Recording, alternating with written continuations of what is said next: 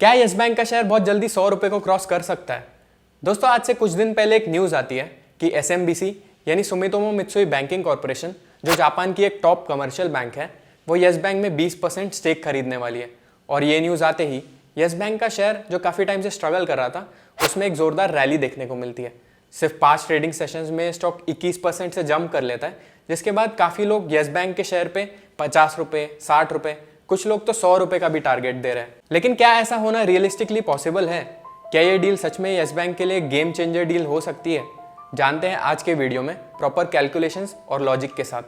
अगर आप yes bank में ऑलरेडी इन्वेस्टेड है या इसमें इन्वेस्ट करने का सोच रहे हैं, तो ये वीडियो आपके लिए बहुत ही इंपॉर्टेंट होने वाला है। तो प्लीज़ इस वीडियो को एंड तक बिना स्किप किए ज़रूर देखना। मेरा नाम है अनमोल और आप सबका स्वागत है स्टॉइक वेल्थ की यूट्यूब चैनल पे, जहाँ पे हम लोग आपके लिए फाइनेंस को आसान बनाते हैं। दोस्तों, सबसे पहले ये समझते हैं कि ये डील एग्जैक्टली क्या है और इस डील से यस बैंक को क्या फ़ायदा मिल सकता है। तो उसके लिए हमें यस बैंक की हिस्ट्री के बारे में थोड़ा पता होना चाहिए। तो बात है 2020 की। प्रोमोटर फ्रॉड की वजह से और एनपीएस बहुत ज़्यादा बढ़ने की वजह से यस बैंक ऑलमोस्ट बैंकरप्ट हो चुका था।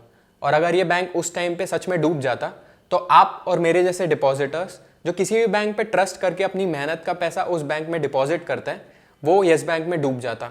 और अगर ऐसा होता तो सब लोगों का जो बैंकिंग सेक्टर पे ट्रस्ट है वो ख़त्म हो जाता। तो ऐसा ना हो, इसलिए आरबीआई ने क्या किया कि SBI, Kotak bank, ICICI bank, HDFC bank, जो सारी बड़ी बैंक्स थी, उन्होंने मिलकर यस बैंक में 10,000 करोड़ रुपए इन्वेस्ट किए थे और इस बैंक को डूबने से बचाया था। अब ये इन्वेस्टमेंट उस टाइम पे तो बहुत ही ज़्यादा ज़रूरी थी, लेकिन जैसे जैसे आगे जाकर यस बैंक की सिचुएशन इंप्रूव हुई, फॉर एग्जाम्पल यस बैंक ने जो अपने एनपीएस थे उनको एक जेसी फ्लावर नाम की एसेट रिकंस्ट्रक्शन कंपनी को बेच दिया था। फिर बैंक ने फ्रेश कैपिटल भी रेज किया। तो इन सारे स्टेप्स की वजह से यस बैंक जो है वो एक नॉर्मल सिचुएशन की तरफ बढ़ता गया। और जैसे ये हुआ तो जिन भी बैंक्स ने 2020 में इस बैंक में इन्वेस्ट किया था, वो अपने स्टेक को एग्जिट करने का सोच रहे हैं। फॉर एग्जाम्पल एसबीआई जो है उसका अभी भी 24% स्टेक है यस बैंक में। और दोस्तों, ये एक बहुत बड़ा ओवरहैंग है यस बैंक के शेयर होल्डर्स के लिए, क्योंकि अगर एसबीआई ओपन मार्केट में जाकर अपने स्टेक को बेच देता है तो यस बैंक के शेयर में एक बहुत बड़ा क्रैश देखने को मिल सकता है। लेकिन अब 2025 में चीज़ें जल्दी ही चेंज हो सकती है, क्योंकि पिक्चर में आती है एसएमबीसी, जो यस बैंक में 20% स्टेक खरीदने वाली है। ये स्टेक वो एग्जिस्टिंग शेयर होल्डर्स जैसे SBI, Kotak bank, ICICI bank, इनसे वो खरीदने वाली है। इस डील का साइज अराउंड 13,500 करोड़ रुपीज़ होने वाला है और ये जो रेट डिसाइडेड है वो 21.5 रुपीज़ है। दोस्तों, इस डील के 3 मेजर बेनिफिट्स हैं यस बैंक के लिए। सबसे बड़ा बेनिफिट ये है कि यस बैंक को एक लॉन्ग टर्म स्ट्रेटेजिक पार्टनर मिलेगा, जो यस बैंक को नेक्स्ट लेवल तक ग्रो करने में हेल्प करेगा। जैसे आप खुद सोच के देखिए कि अगर जापान की एक top commercial bank yes bank में इन्वेस्ट कर रही है, तो इससे यस बैंक की जो क्रेडिबिलिटी है और उस पर जो ट्रस्ट है वो बढ़ेगा, जिससे इस बैंक में एक री रेटिंग देखने को मिल सकती है। जैसे रिसेंटली अपने एक इंटरव्यू में यस बैंक के सीईओ ने बताया था कि वो एक्सपेक्ट कर रहे हैं कि इस डील के बाद उनकी क्रेडिट रेटिंग इंप्रूव होगी, जिससे उनके कॉस्ट ऑफ फंड्स गिरेंगे और बैंक के जो नेट इंटरेस्ट मार्जिन है उसमें एक इंप्रूवमेंट देखने को मिल सकती है। दोस्तों, अगर किसी भी बैंक को ग्रो करना है तो उसके लिए उस बैंक को हर कुछ सालों में फ्रेश कैपिटल को रेज करने की ज़रूरत पड़ती है। अब इस डील का दूसरा मेजर बेनिफिट ये है कि अगर आगे जाकर यस बैंक को कैपिटल की रिक्वायरमेंट होती है तो एसएमबीसी उसको प्रोवाइड कर सकती है। और तीसरा बड़ा बेनिफिट ये है कि इस डील के बाद यस बैंक के लिए नई बिजनेस अपॉर्चुनिटीज़ ओपन हो जाएगी। जैसे फॉर एग्जांपल अब यस बैंक जो जापानीज कॉन्ग्लोमेरेट्स है या फिर जो ग्लोबल कॉरपोरेशंस है, इनकी बैंकिंग नीड्स को केटर कर सकती है। तो आई होप आपको इस डील से क्या क्या बेनिफिट्स हो सकते हैं यस बैंक के लिए वो क्लियर हुए हो। अब हम बढ़ते हैं वीडियो के नेक्स्ट पार्ट की ओर, जहाँ पे हम लोग यस बैंक के वैल्यूएशंस को लेकर एक डिटेल डिस्कशन करेंगे।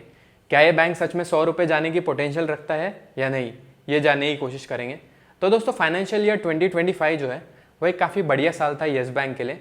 कंपनी के नेट प्रॉफिट में 92% का जंप देखने को मिला। और वही अगर मैं एसेट क्वालिटी की बात करूँ तो कंपनी के जो एनपीए रेशियोज थे वो लास्ट 5 साल में लोएस्ट थे, जो कि बहुत ही बढ़िया चीज़ है। लेटेस्ट क्वार्टरली रिजल्ट के बाद बैंक की मैनेजमेंट ने अपने लिए एक बहुत ही एम्बिशियस टारगेट सेट किया था अगले 5 सालों के लिए।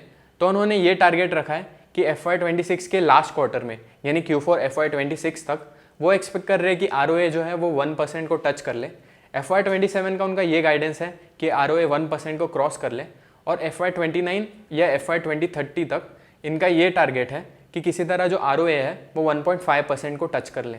तो दोस्तों, हम क्या कर सकते हैं कि बैंक की मैनेजमेंट की गाइडेंस को यूज़ करके एक सिंपल फाइनेंशियल मॉडल को प्रिपेयर कर सकते हैं, जिसके बेसिस पे हम बैंक के जो प्रॉफिट्स हो सकते हैं आगे जाकर और कंपनी की जो शेयर प्राइस हो सकती है अगले 5 सालों में, उसको प्रेडिक्ट करने की कोशिश कर सकते हैं।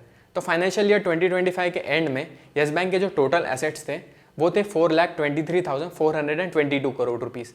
अब बैंक की मैनेजमेंट ने ये गाइडेंस दी है कि बैंक की जो लोन बुक है वो 12 to 15% से ग्रो करेगी।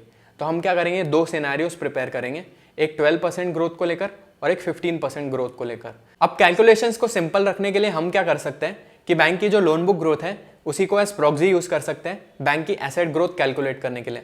जैसे फॉर एग्जांपल अगर बैंक की लोन बुक ग्रोथ 12% रहती है तो बैंक की एसेट ग्रोथ भी हम अज्यूम करते हैं कि 12% रहेगी।